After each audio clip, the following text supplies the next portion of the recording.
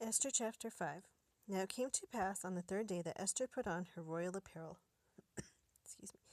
and stood in the inner court of the king's house, over against the king's house, and the king sat upon his royal throne in the royal house over against the gate of the house. And it was so, when the king saw Esther the queen standing in the court, that she obtained favor in his sight.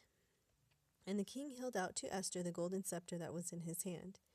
So Esther drew near and touched the top of the scepter. Then said the king unto her, What wilt thou, Queen Esther, and what is thy request? It shall be given thee to the half of the kingdom.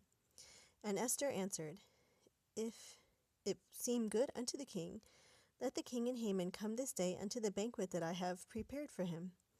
Then the king said, Cause Haman to make haste, that he may do as Esther hath said. So the king and Haman came to the banquet that Esther had prepared. And the king said unto Esther at the banquet of wine, What is thy petition, and it shall be granted thee? And what is thy request, even to the half of the kingdom? It shall be performed. Then answered Esther and said, My petition and my request is, if I have found favor in the sight of the king, and if it please the king to grant my petition, and to perform my request, let the king and Haman come to the banquet that I shall prepare for them, and I will do tomorrow as the king hath said. Then went Haman forth that day joyful and with a glad heart.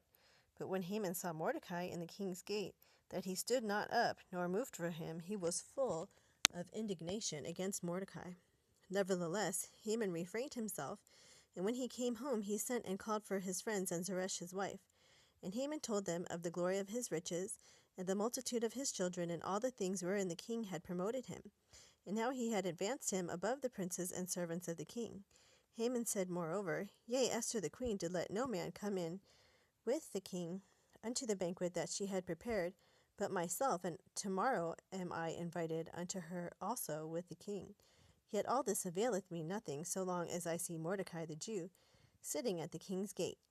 Then said Zeresh his wife and all his friends unto him, Let a gallows be made of 50 cubits high, and tomorrow speak thou unto the king, that Mordecai may be hanged thereon. Then go thou in merrily with the king unto the banquet.